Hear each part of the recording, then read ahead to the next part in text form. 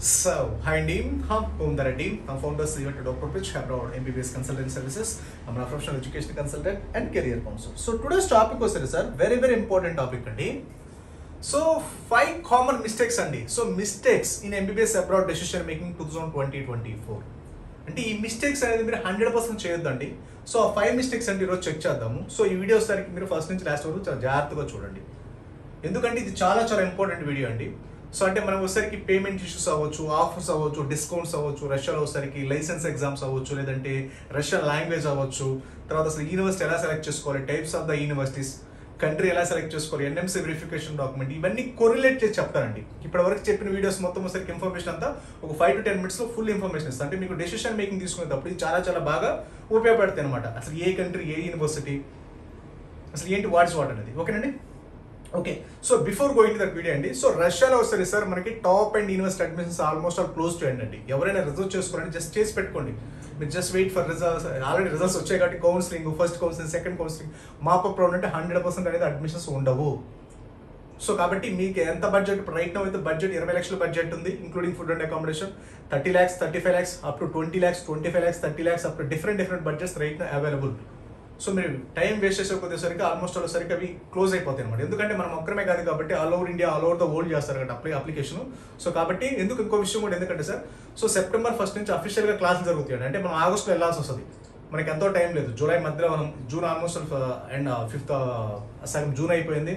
So July మా అయితే August, అంటే ఆల్మోస్ట్ మీకు 1 month నుంచి 2 months డిఫరెన్షియేషన్ ఉంటుంది. సో పాస్పోర్ట్ అని, ప్రాసెసింగ్ అని, డాక్యుమెంటేషన్ అని మినిమం అట్లీస్ట్ 2 months పడుతుంది మన డాక్యుమెంటేషన్ వర్క్, ఈ ప్రాసెసింగ్ వర్క్ అంతా. సో కాబట్టి మనకి ఏంటంటే ఆగస్ట్లో వెళ్ళాల్సినప్పుడు ఏంటంటే సెప్టెంబర్లో క్లాస్ జరుగుతున్నప్పుడు సో చూడండి అడ్మిషన్స్ వరకు ఆల్మోస్ట్ క్లోజ్ త్వరగా అయిపోతుంది, లేదంటే అక్కడితో ఆపేస్తారు కూడా. సో కాబట్టి ఎవరైనా రిజర్వ్ చేసుకోవాలంటే యాజ్ ఎల్ యాజ్ పాసిబుల్ చేసి పెట్టుకోండి. మీకు ఏదైనా డౌట్స్ ఉన్నా, ఏదైనా క్వరీస్ ఉన్నా మీకు just contact on below WhatsApp numbers. Okay so వీడియోకి వెళ్దామండి. సో 5 కామన్ మిస్టేక్స్ అండి. సో మీరు MBBS అబ్రాడ్ డెసిషన్ తీసుకునేటప్పుడు ఈ 5 మిస్టేక్స్ చేయకుండా ఉంటే 100% వచ్చేసరికి best of the best decision తీసుకోవచ్చు. ఏంటి ఆ 5 మిస్టేక్స్ అనేది? సో వస్తారు సార్ ఫస్ట్ పేమెంట్ ఇష్యూస్ అండి. సో పేమెంట్ రిలేటెడ్గా చాలా మంది వస్తారు సార్, మనకి ఏం చెప్తారు అంటే సార్ మీకు సో మీరు బల్క్లో పే చేయండి.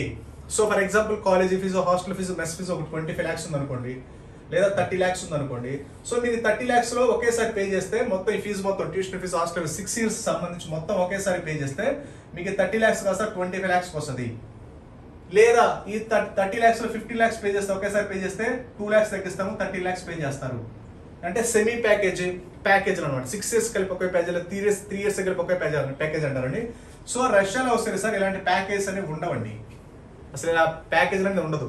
Either go for year wise ఉంటాయి, పర్ ఇయర్ అనేది పే చేసుకోవచ్చు, లేదంటే పర్ సెమిస్టర్, పర్ సెమ్ ఇలా పే చేసుకోవాలి. తప్పితే ఇలా డైరెక్ట్గా, అది కూడా డైరెక్ట్ యూనివర్సిటీ పేమెంట్ ఉంటుందండి. అది కూడా మీరు పర్ సెమ్ వైజ్గా పే చేసుకోవాలి, లేదంటే పర్ ఇయర్ వైజ్గా పే చేసుకోవచ్చు.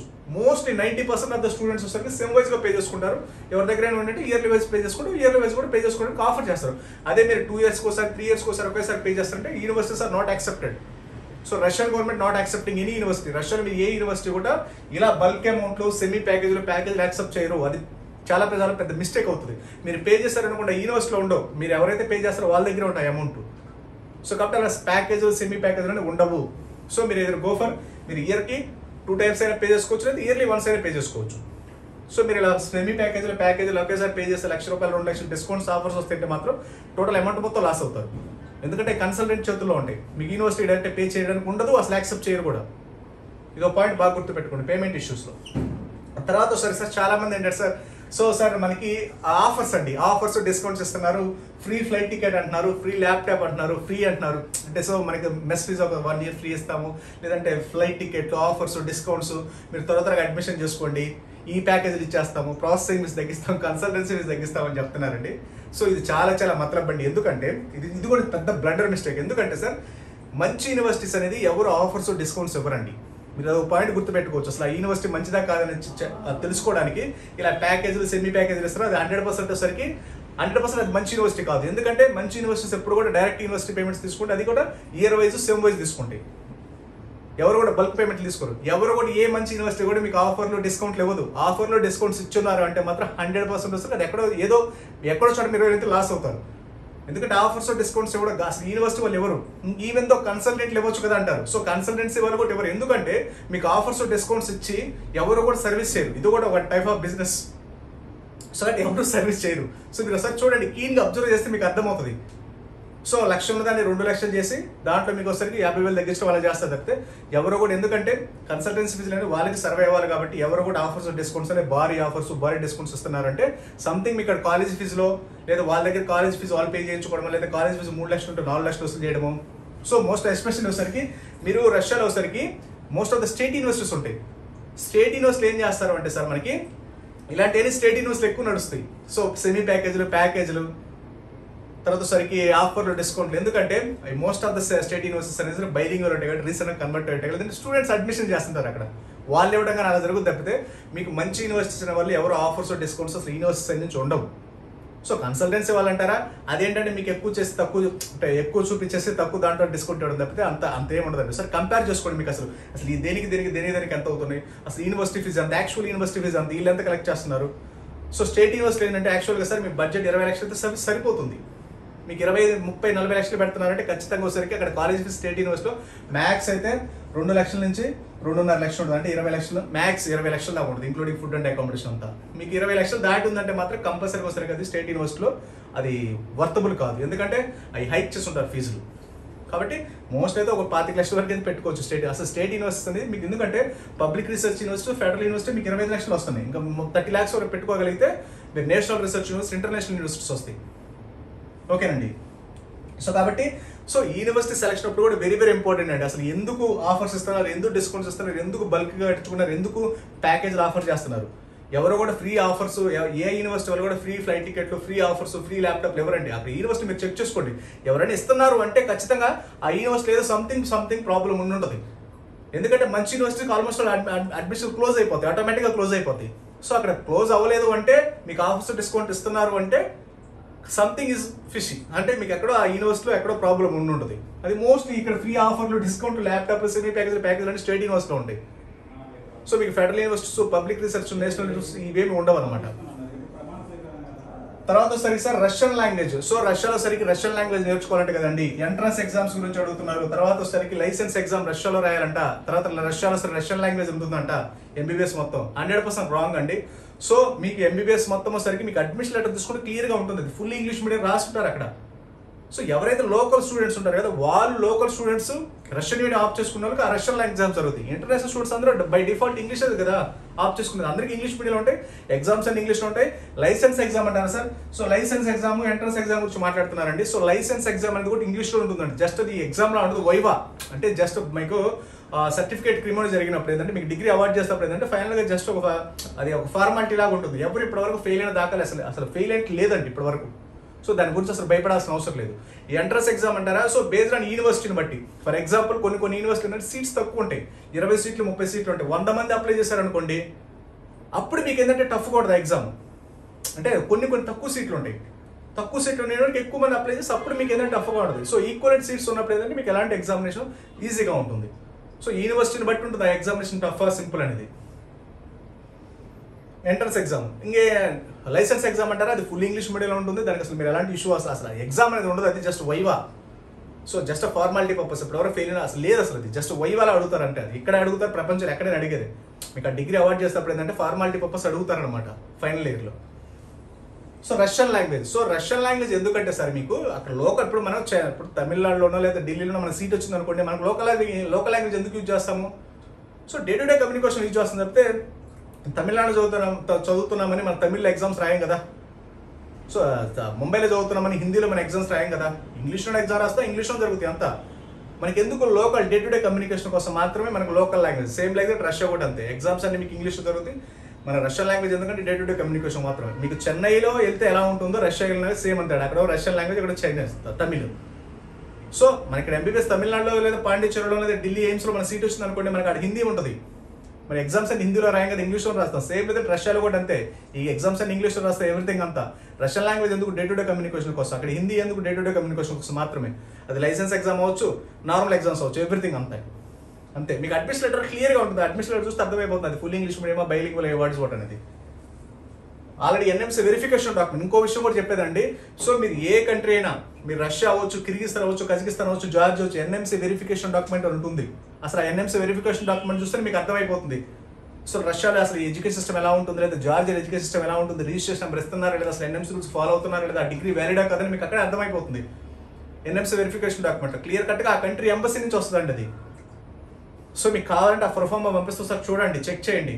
ఎందుకంటే Russia is the only the country officially follow the all rules and regulations right now. So me Georgia, Kyrgyzstan, Kazakhstan వెళ్ళేది 1-2 సార్లు చెక్ చేయండి. ఎందుకంటే రష్యాకి ఆల్మోస్ట్ 2022లోనే వచ్చింది. ఇంక రిమైనింగ్ కంట్రీస్ 1-2 సార్లు చెక్ చేసుకొని మీరు ప్లాన్ చేసుకోండి. సో వాళ్ళు వెళ్ళారు, మనం వెళ్ళాము, వాళ్ళు డాక్టర్స్ అవుతారు, మనం డాక్టర్స్ అవుతాం అంటే హైలీ ఇంపాసిబుల్ టు టాస్క్. ఇప్పుడున్న రూల్స్ రెగ్యులేషన్స్ వచ్చేసరికి యూనివర్సిటీ సెలక్షన్, కంట్రీ సెలక్షన్, అసలు ఎస్పెషల్లీ కంట్రీ సెలక్షన్ అనేది వెరీ వెరీ ఇంపార్టెంట్. దాంట్లో యూనివర్సిటీ సెలక్షన్ అనేది ఇంకా వెరీ వెరీ ఇంపార్టెంట్. అప్పుడే మనం ఫర్దర్గా సక్సెస్ అవ్వడానికి ఛాన్స్ ఉంటుంది. సో చాలా మంది అంటున్నారు సార్ యూఎస్ఎంఎల్ఈ, జార్జియా నుంచి అయితే యూఎస్ఎంఎల్ఈ వెళ్ళొచ్చు, కిర్గిస్తాన్ అయితే యూఎస్ఎంఎల్ఈ కోచింగ్ ఇస్తున్నారు. సో కోచింగ్ ఇచ్చి యూజ్ ఏముంది సార్? సో అక్కడ ప్రాపర్ స్టాండర్డ్ ఆఫ్ మీకు basic quality of MBBS education సిస్టమే ప్రాపర్గా లేనప్పుడు, ఆ ప్రాపర్ ఎడ్యుకేషన్ సిస్టమ్ లేనప్పుడు కోచింగ్ ఇచ్చి ఏమి యూజ్ ఉంటుంది? ఇప్పుడు మీరు ఇంటర్మీడియట్లో స్టాండర్డ్స్ లేవు, మీకు నీట్లో వెళ్ళానో లేకపోతే అన్అకాడమీలో లేకపోతే ఆకర్షణ మంచి మంచి కోచింగ్ యూజ్ ఏముంది? మనకి బేసిక్ ఇంటర్మీడియట్ స్టాండర్డ్స్ లేకుండా మీకు ఎక్కడిచ్చినా ఎవరిచ్చినా ఎలా ఇచ్చినా మనకి యూజ్ ఏముంది అంటున్నాను. సో మనకి ఫస్ట్ ఆఫ్ ఆల్ ఎందుకంటే ముందు స్టాండర్డ్ ఆఫ్ ఎడ్యుకేషన్ అప్పుడు మనము యూఎస్, యూకే, కెనడా లాంటి కంట్రీస్లో మనం మెడికల్ పీజీ చేయాలన్నప్పుడు మనకు ఆ రేంజ్ ఆఫ్ స్టాండర్డ్స్ ఎక్కడ దొరుకుతాయి? ఆ రేంజ్ స్టాండర్డ్ ఆఫ్ కంట్రీస్లో దొరుకుతాయి. మనం వెళ్ళి కిర్గిస్తాన్, జార్జియా అంటే అండర్ డెవలప్డ్ కంట్రీస్లో ఎలాంటి స్టాండర్డ్స్ దొరుకుతాయి? అది ఏ విధంగా మనం రేపు యూఎస్ఎంఎల్ఈ, యూకే, కెనడా ఏ విధంగా క్రాక్ చేయాలి? సో అవన్నీ క్రాక్ చేయాలంటే అలాంటి కంట్రీసే కావాలి. మనకు అలాంటి కంట్రీస్ రైట్ ఏమున్నాయి? రష్యా మాత్రమే ఉంది. రేపు నెక్స్ట్ ఎగ్జామ్ క్రాక్ చేయాలన్నా, యూఎస్ఎంఎల్ఈ క్రాక్ చేయాలన్నా Russia is the only the country officially follow the NMC rules and regulations. రేపు ఇండియా రావాలంటే నెక్స్ట్ ఎగ్జామ్కి రష్యానే వెళ్ళాలి. ఎందుకంటే remaining countries NMC verification document, NMC rules అఫీషియల్గా ఫాలో అవుతున్నట్టు డాక్యుమెంట్ ఇప్పటివరకు ఇష్యూ చేయలేదు. సో ఏదో నార్మల్ పేపర్ సర్క్యులేట్ అవుతుంది, అది అఫీషియల్ డాక్యుమెంట్ కదా ఉంటుంది, చెక్ చేయండి. ఎందుకంటే ఎంబసీ నుంచి వస్తుంది, ఆ కంట్రీ ఎంబసీ నుంచి వస్తుంది అఫీషియల్ డాక్యుమెంటేషన్, సైన్లు, మెయిల్ ఐడీలు, ఫోన్ నెంబర్లు అన్నీ. ఇక నార్మల్ పేపర్ మీద రాసి ఇచ్చారంటే అది అవుతుందని అనుకోకూడదు. ఖచ్చితంగా ఆ కంట్రీ కన్సర్న్ ఎంబసీ నుంచి, కిర్గిస్తాన్ అయితే కిర్గిస్తాన్ ఎంబసీ నుంచి, జార్జియా అయితే జార్జియా ఎంబసీ నుంచి, రష్యా అయితే రష్యన్ ఎంబసీ నుంచి ఆ డాక్యుమెంట్ కలెక్ట్ చేసుకోండి. అది లేకపోతే మీరు కంట్రీయా, యూనివర్సిటీ ఇవన్నీ వేస్ట్ ఇంకా తర్వాత. సో ఫస్ట్ ఆ డాక్యుమెంట్ కలెక్ట్ చేస్తే మీకు అర్థమవుతుంది రష్యాలో ఎన్ని లాంగ్వేజ్, అది ఎంబీబీఎస్ రష్యన్ లాంగ్వేజ్లో ఉంటుందా, లైసెన్స్ ఎగ్జామ్ రష్యన్ లాంగ్వేజ్లో ఉంటుందా, ఎంబీబీఎస్ రష్యన్ లాంగ్వేజ్లో ఉంటుందా, ఎన్ని సంవత్సరాల డ్యూరేషన్ అనేది. సో మీకు ఆ డాక్యుమెంట్ ఉంటే 100% మీకు ఆ కంట్రీ గురించి మొత్తం తెలుస్తుంది. ఏంటి ఆ డాక్యుమెంట్ అంటే ఆ కంట్రీలోనే మన ఇండియన్ ఎంబసీ ఇస్తుంది, అక్కడ ఎడ్యుకేషన్ సిస్టమ్ ఎలా ఉంది, అసలు ఎన్ఎంసీ రూల్స్ ఫాలో అవుతుంది లేదా, ఆ డిగ్రీ వ్యాలిడా కాదని. సో దాంట్లో క్లియర్ కట్గా ఫోన్ నెంబర్లు, మెయిల్ ఐడీలు, ఆ కంట్రీ నుంచి వచ్చిన మన ఇండియన్ ఎంబసీ అడ్రస్ అంతా ఉంటుంది. మీరు కావాలంటే మళ్ళీ రివర్ట్ మెయిల్ చేస్తే ఆటోమేటిక్గా వాళ్ళు రిప్లై చేస్తారు. సో ఆ ప్రొఫార్మా తీసుకోండి ఫస్ట్, ఆ తర్వాత మీరు కంట్రీ, ఆ తర్వాత యూనివర్సిటీ, ఆ తర్వాత మెడికల్ పీజీ. ఓకేనండి. సో మెడికల్ పీజీ క్రాక్ చేయాలన్నప్పుడు మనకి ప్రాపరైజ్ స్టాండర్డైజ్డ్ ఎడ్యుకేషన్ 100% ఉండాలి. ఆ స్టాండర్డైజ్డ్ ఎడ్యుకేషన్ మనకు రష్యాలో తప్పితే అఫీషియల్గా ఎక్కడ లేదు రైట్ నౌ. ఎందుకంటే ఆ రష్యాకి, యూఎస్ఏ, యూకే, కెనడా అన్నప్పుడు ఆ స్టాండర్డ్ ఆఫ్ ఎడ్యుకేషన్ ఎక్కడ ఉంది? ఒక రష్యాలోనే ఈక్వలెంట్ కంట్రీ కదా, అంతకంటే బెటర్ ఎడ్యుకేషన్ ఉంటుంది. మీరు ఎక్కడైనా రష్యాలోనే మీరు మెడికల్ పీజీ చేసుకోవచ్చు, లేదా ఇండియా రావచ్చు, లేదా మీ ఇష్టం వచ్చిన చోట మనం యూఎస్ఏ, యూకే, కెనడా వెళ్ళొచ్చు. ఓకేనండి. సో రష్యాలో వస్తారు రష్యన్ లాంగ్వేజ్ అంటున్నారు. రష్యన్ లాంగ్వేజ్ జస్ట్ వచ్చేసరికి మీకు day to day communication, MBBS మొత్తం ఎగ్జామ్స్ అన్నీ కూడా ఎంట్రన్స్ ఎగ్జామ్ వచ్చు, ఎగ్జిట్ ఎగ్జామ్, లైసెన్స్ ఏదైనా సరే అదంతా ఇంగ్లీష్లో ఉంటుంది. తర్వాత యూనివర్సిటీ వచ్చేసరికి కంపల్సరీ సార్ మన యూనివర్సిటీ వచ్చేసరికి ఖచ్చితంగా ఒక గవర్నమెంట్ యూనివర్సిటీ మాత్రమే సెలెక్ట్ చేసుకోండి. మీరు గవర్నమెంట్ యూనివర్సిటీ దట్టు ఆ యూనివర్సిటీలో కూడా రష్యాలో స్టేట్ యూనివర్సిటీస్ ఉంటాయి, ఫెడరల్ యూనివర్సిటీ ఉంటాయి, నేషనల్ రీసెర్చ్ యూనివర్సిటీ ఉంటాయి. మోస్ట్లీ ఫస్ట్ ప్రిఫరెన్స్ బడ్జెట్ 30 లక్షల దాకా ఉంటే నేషనల్ రీసెర్చ్ యూనివర్సిటీ, 25 lakhs ఉంటే ఫెడరల్ యూనివర్సిటీస్, 20 lakhs ఉంటే స్టేట్ యూనివర్సిటీ. స్టేట్ యూనివర్సిటీలో కూడా కొన్ని మాత్రం మంచి యూనివర్సిటీస్ ఉన్నాయి. సో ఆ యూనివర్సిటీస్ మాత్రం సెలెక్ట్ చేసుకోండి. ఓల్డ్ యూనివర్సిటీస్ ఉన్నాయి, అవి మాత్రం సెలెక్ట్ చేసుకోండి. సో కొంతమంది ఏంటంటే ఎక్కువ మంది స్టూడెంట్స్ అడ్మిషన్ చేస్తుంటారు కాబట్టి వాళ్ళు ఆ యూనివర్సిటీ బాగుంది, ఆ కంట్రీ బాగుంది, వాళ్ళందరూ కొంచెం చెప్తారు. సో 1-2 సార్లు మీరు జాగ్రత్తగా చూసుకోండి ఏ యూనివర్సిటీ, ఏ కంట్రీ, వాట్స్ వాట్ అనేది. సో కంపల్సరీగా యూనివర్సిటీ సెలెక్ట్ చేసుకుంటే గవర్నమెంట్ యూనివర్సిటీ మాత్రమే సెలెక్ట్ చేసుకోండి. ఎందుకు గవర్నమెంట్ యూనివర్సిటీ అంటే సో మీకు క్వాలిటీ ఆఫ్ ఎడ్యుకేషన్ ఉంటుంది, ప్రాపర్ స్టాండర్డైజ్డ్ ఇన్ఫ్రాస్ట్రక్చర్ ఉంటుంది, దట్టు వచ్చేసరికి మంచి మంచి ప్రొఫెసర్స్ ఉంటారు. ప్రైవేట్ యూనివర్సిటీ అనుకోండి మీకు క్వాలిటీ ప్రొఫెసర్స్ని యాడ్ చేయరు, ప్రాపర్ ఇన్ఫ్రాస్ట్రక్చర్ ఉండదు, ప్రాపర్ ఫండ్స్ ఉండవు, సఫిషియెంట్ ఫండ్స్ ఉండవు. దాంట్లో national research universities, federal universities, దాని సెంట్రల్ ఫండ్స్ వస్తాయి, ఇంకా ఇంటర్నేషనల్ ఫండ్స్ వస్తాయి. అసలు అలా సెలెక్ట్ చేసుకోవాలి యూనివర్సిటీ. సో అక్కడ స్టూడెంట్స్ చదువుతున్నారు, లేదంటే అక్కడ ఫ్రెండ్స్ ఉన్నారు, రిలేటివ్స్ ఉన్నారు, అలా కాకుండా ఇండివిజువల్గా మనకేం యూజ్ అవుతుంది. గవర్నమెంట్ యూనివర్సిటీ అనుకో రూల్స్ రెగ్యులేషన్స్ క్లియర్గా ఉంటాయి, స్ట్రిక్ట్గా ఉంటాయి. అబ్రాడ్లో రష్యా లాంటి కంట్రీస్లో రష్యా ఎందుకు జాయిన్ అవ్వాలండి సార్? రష్యా అనేది developed country, rules regulation developed country అంటేనే మీకు quality of education high standard ఉంటుంది, సెక్యూరిటీ బాగుంటుంది, రూల్స్ రెగ్యులేషన్స్ బాగుంటాయి. రేపు నెక్స్ట్ ఎగ్జామ్ అవ్వచ్చు, యూఎస్ఎంఎల్ అవ్వచ్చు, యూఎస్ ఈజీగా టు క్రాక్ అనమాట. ఎందుకంటే మంచి క్వాలిటీ సబ్జెక్ట్ ఉంటుంది కదా. మన క్వాలిటీ సబ్జెక్ట్ లేకుండా యూఎస్ఎంఎల్ కోచింగ్ ఇచ్చి యూజ్ ఏంటి, నెక్స్ట్ కోచింగ్ ఇచ్చి యూజ్ ఏంటి, నో యూస్. తర్వాత ఒకసారి డెవలప్డ్ కంట్రీ. సో కంపల్సరీగా ఒకసారి మీరు కంట్రీ సెలెక్ట్ చేసుకుంటే డెవలప్డ్ కంట్రీ మాత్రమే సెలెక్ట్ చేసుకోండి. యూనివర్సిటీ సెలెక్ట్ చేసుకుంటే గవర్నమెంట్ యూనివర్సిటీ మాత్రమే సెలెక్ట్ చేసుకోండి. పేమెంట్ చేస్తే సో సెమ్ వైజ్గా పే చేసుకోండి, లేదా ఇయర్ వైజ్గా పే చేసుకోండి. ఆఫర్స్ డిస్కౌంట్స్ అనేది మంచి మంచి యూనివర్సిటీస్ ఎవరైనా ఆఫర్స్ డిస్కౌంట్ ఇస్తుంటే ఆ యూనివర్సిటీ అనేది మీరు జాయిన్ అవ్వాల్సిన అవసరం 100% లేదు. ఎవరు కూడా ఎవరు ఇచ్చారంటే మాత్రం అక్కడ ఏదో సంథింగ్ ఇస్ రాంగ్. ఓకేనండి, మీకు అర్థమైంది కదా. సో ఈ మిస్టేక్స్ అనేది ఎట్టి పరిస్థితుల్లో చేయొద్దు. మీరు కంట్రీ సెలెక్ట్ చేసుకుంటే డెవలప్డ్ కంట్రీ, యూనివర్సిటీ సెలెక్ట్ చేసుకుంటే గవర్నమెంట్ యూనివర్సిటీ. తర్వాత మంచి మంచి యూనివర్సిటీస్ మీకు offers discounts offers discounts free laptops ఎవరైనా ఇస్తున్నారంటే మాత్రం ఖచ్చితంగా అది యూనివర్సిటీ గురించి ఆలోచించాలి. పేమెంట్స్ ఎప్పుడు కూడా ఏ యూనివర్సిటీ కూడా రష్యాలో మంచి మంచి యూనివర్సిటీ ఎవరు కూడా అసలు బల్క్ యూనివర్సిటీస్ యాక్సెప్ట్ చేయవు. Only sem wise or year wise, mostly sem wise. Russian language, so Russian language day to day communication కోసం మాత్రమే. లైసెన్స్ ఎగ్జామ్ ఉంది, లైసెన్స్ ఎగ్జామ్ అనేది జస్ట్ అది వైవా బేస్డ్ ఉంటుంది, సపరేట్ ఎగ్జామ్ ఉంటుంది దానికి, అది ఇంగ్లీష్లో ఉంటుంది. Entrance exams, so based on యూనివర్సిటీని బట్టి ఎంట్రన్స్ ఎగ్జామ్స్ ఉంటాయి. అది కూడా easy based on biology based అదంతా. సో 10 సీట్లు ఉంటే 100 మంది అప్లై చేస్తే మీకు కాంపిటీషన్ ఎక్కువ ఉంటుంది. అదే 100 సీట్లోని మోస్ట్లీ 100 సీట్లు ఉంటే 100 మంది అప్లై చేస్తే నో ప్రాబ్లం. సో కాబట్టి అందుకు నేను చెప్పేది, సో రిజర్వ్ చేసుకుంటే as early as possible reserve చేసుకుంటే స్టాప్ అయిపోతాయి. కాబట్టి మనకి సేఫ్ సెక్యూర్ జోన్లో ఉంటాము. సో కాబట్టి మీకు ఏదైనా డౌట్స్ ఉన్నా, క్వరీస్ ఉన్నా, ఈ మిస్టేక్స్ మాత్రం ఎప్పుడు చేయొద్దు. పేమెంట్ ఇష్యూస్లో మాత్రం మీరు బల్క్ పేమెంట్లు ఎప్పుడు చేయొద్దు. ప్యాకేజ్లు సెమీ ప్యాకేజ్లు ఉండవు, డైరెక్ట్ యూనివర్సిటీ పేమెంట్లు. So year wise or sem wise pay చేసుకోండి. తర్వాత ఆఫర్స్ డిస్కౌంట్ ఇస్తున్నారంటే 1-2 సార్లు ఆలోచించండి. ఆ యూనివర్సిటీ ఏమీ ఉండదు. ఓకేనండి, యూనివర్సిటీ సెలెక్ట్ చేసుకుంటే గవర్నమెంట్ యూనివర్సిటీ, వెళ్తే మాత్రం డెవలప్డ్ కంట్రీ. That's it. ఓకేనా, మీకు ఏదైనా డౌట్స్ ఉన్నా, క్వరీస్ ఉన్నా, you can just contact on below WhatsApp numbers. Okay, thank you very much.